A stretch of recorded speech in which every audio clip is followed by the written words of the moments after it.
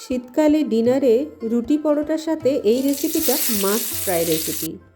শীতকালে যে কোনো শাকসবজির স্বাদ অনেক গুণ বেড়ে যায়, তাই শীতের সবজি দিয়েই তৈরি করে ফেলি চলুন আজকের এই রেসিপিটা। নমস্কার, আমি হৈমন্তী আর আপনারা দেখছেন হৈমন্তীর হেসেল। রেসিপিটা করার জন্য আমি একদম টাটকা 500 গ্রাম পালং শাক নিয়েছি। পালং শাকের মোটা ডাঁটাটা ফেলে দিয়ে এরকম পাতার অংশগুলোকেই নিতে হবে। এবার পালং শাকগুলোকে মিহি করে কুচিয়ে নেব।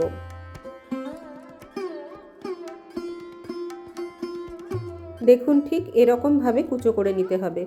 শাক যেহেতু আগের থেকে ধোয়া ছিল তাই আর ধোয়ার প্রয়োজন পড়বে না। এরপর একটা গ্যাসে কড়া বসিয়ে তাতে 1 চামচ মতো সর্ষের তেল দিয়ে দিচ্ছি 3-4টে রসুনের কোয়া। রসুনগুলো একটু ভালো মতো ভাজা হয়ে গেলে এর মধ্যে দিয়ে দেব কেটে রাখা পালং শাকটা। পালং শাক দেওয়ার পরে দিয়ে দিচ্ছি সামান্য একটু নুন দিয়ে দিলে পালং শাকটা খুব তাড়াতাড়ি নরম হয়ে যাবে।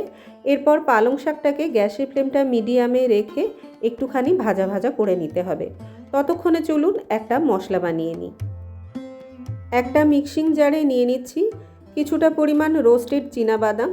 বাদামটা আগের থেকেই রোস্ট করে নিতে হবে। নিয়েছি কিছুটা পরিমাণ সাদা তিল, এটাও রোস্ট করা আছে। পরিমাণগুলো ডেসক্রিপশন বক্সে দিয়ে দেব, অবশ্যই চেক করে নেবেন। নিয়েছি কিছুটা পরিমাণ ছোলার ছাতুর বদলে আপনারা বেসন নিয়ে সেটাকেও একটু শুকনো খোলায় ভেজে দিতে পারেন অথবা ভাজা ছোলাও দিতে পারেন। সামান্য একটু জল দিয়ে একদম মিহি পেস্ট করে নিতে হবে। পেস্টটা যতটা মিহি হবে তত কিন্তু রান্নাটা ভালো হবে। এদিকে দেখুন শাকটা ভাজা ভাজা হয়ে গেছে, শাক থেকে সমস্ত জলটা শুকিয়ে এসেছে। এরপর অন্য একটা পাত্রে নামিয়ে নিচ্ছি। ওই কড়াইয়ে দিয়ে দিচ্ছি 2 চামচ মতো সর্ষের তেল। এরপর ফোড়নে দিয়ে দিচ্ছি একটা শুকনো লঙ্কা আর সামান্য একটু সাদা জিরে।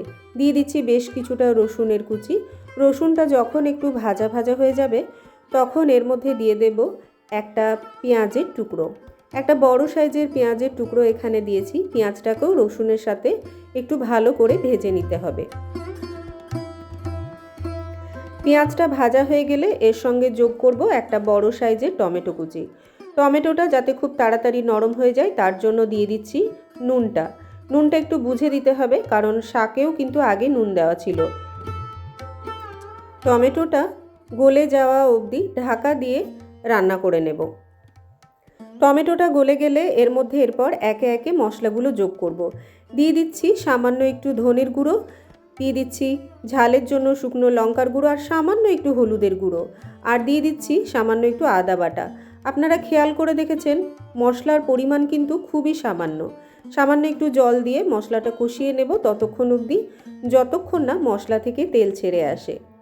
এতই সামান্য মশলা দিয়ে এই রান্নাটা করা হয়, তবু এর স্বাদ এতটা সুন্দর যে একবার না করলে বুঝতে পারবেন না। মশলা থেকে তেল ছেড়ে এলে দিয়ে দিচ্ছি আগের থেকে তৈরি করে রাখা পেস্টটা। সামান্য একটু মিক্সির বাটি ধোয়া জলটাও দিয়ে দিলাম। এরপর গ্যাসের ফ্লেমটা লোতে করে দিয়ে মশলাটা কষিয়ে নিতে হবে।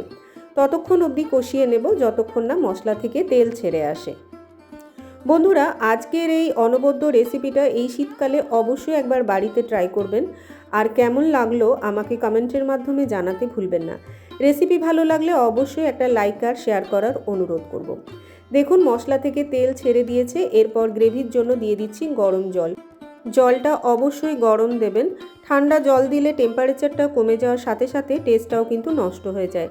ঢাকা দিয়ে গ্যাসের ফ্লেমটা লো রেখে রান্না করব যতক্ষণ না তেল ছেড়ে আসে। দেখুন সুন্দর তেল ছেড়ে দিয়েছে।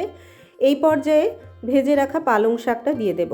পালং শাকটা দেওয়ার পর ভালো করে মিশিয়ে নেব। রান্নাটা মোটামুটি তৈরি হয়ে গেছে। তবে এই রান্নাটা যদি এই রকম গ্রেভি রাখতে চান তাহলে অবশ্যই রাখতে পারেন। যদি আরও একটু পাতলা করতে চান তাহলে আরও একটু গরম জল কিন্তু মিশিয়ে দিতে হবে।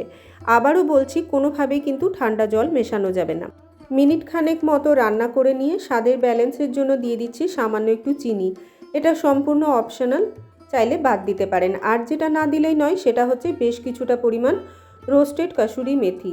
এটা দিলে এর স্বাদ দ্বিগুণ হয়ে যায়। ব্যাস ভালো করে মিশিয়ে নিয়ে যে পাত্রে পরিবেশন করা হবে সেই পাত্রে ট্রান্সফার করে নেব। এরপর এর মধ্যে একটা তড়কা লাগাবো, যেটা দিলে এর স্বাদ অনেক গুণ বেড়ে যায় আর দেখতে এত লোভনীয় হয় যে না খেয়ে থাকতেই পারবেন না। এর জন্য 1 চামচ সর্ষের তেলে একটা শুকনো লঙ্কা, সামান্য জিরে আর কিছুটা রসুন ফোড়নে দিয়ে দিচ্ছি। রসুন ভাজা হয়ে গেলে গ্যাসের ফ্লেমটা বন্ধ করে দিয়ে রঙের জন্য দিয়ে দিচ্ছি কিছুটা পরিমাণ কাশ্মীরি লঙ্কার গুঁড়ো। এটা দিয়ে কিন্তু আর রাখা যাবে না, সঙ্গে সঙ্গে তড়কা লাগিয়ে দিতে হবে। দেখুন কতটা সুন্দর দেখতে হয়েছে। এনজয় করুন রুটি পরোটার সাথে। দেখা হবে নতুন একটি পর্বে। ভালো থাকবেন, সুস্থ থাকবেন। ধন্যবাদ।